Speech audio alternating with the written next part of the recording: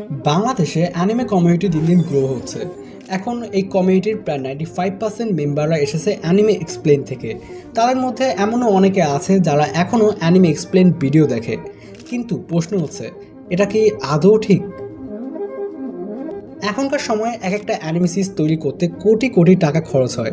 তারপরেও ডিরেক্ট কোনো অ্যানিমে না দেখে শুধু এক্সপ্লেন দেখাটা ঠিক কতটা যৌক্তিক? এই কনসেপ্টটা নিয়ে বিডি অ্যানিমে কমিউনিটিতে তৈরি হয়েছে অনেক তর্ক বিতর্ক।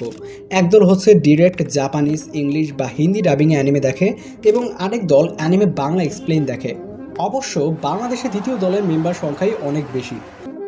অ্যানিমে এক্সপ্লেন দেখা ঠিক কতটা যৌক্তিক? অ্যানিমে এক্সপ্লেন দেখার মূল রিজনই হচ্ছে সময় বাঁচানো।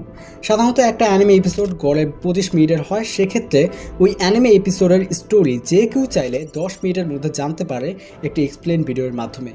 এমন অনেকেই আছে যা জাপানিজ ডাব, ইংলিশ ডাব বা ইংলিশ সাবটাইটেল পর্যন্ত বুঝতে সমস্যা হয়। মূলত তাদের জন্যই এক্সপ্লেন ভিডিওগুলো তৈরি করা হয়। বেশিরভাগ সময় নতুন যারা অ্যানিমে সম্পর্কে জানা শুরু করে তারাই অ্যানিমে এক্সপ্লেন দেখে। কারণ একে তো তারা জানে না তারা কোন অ্যানিমেগুলো দেখবে, এবং অন্যদিকে তারা এটাও জানে না কীভাবে বা কোথা থেকে তারা তাদের বোধগম্য ল্যাঙ্গুয়েজে অ্যানিমে দেখবে। এজন্যই বেশিরভাগ নতুন অ্যানিমে ফ্যানরাই এক্সপ্লেন ভিডিও দিয়ে শুরু করে। তবে সমস্যাটা শুরু হয় তখন যখন কেউ মনে করে এক্সপ্লেন ভিডিও মানেই সে পুরো অ্যানিমে দেখে ফেলছে। সত্যিটা হলো সে কেবল একটা সংবাদের হেডিংটাই জানে, পুরো প্রত্যক্ষ সংবাদটা জানা তার এখনও বাকি।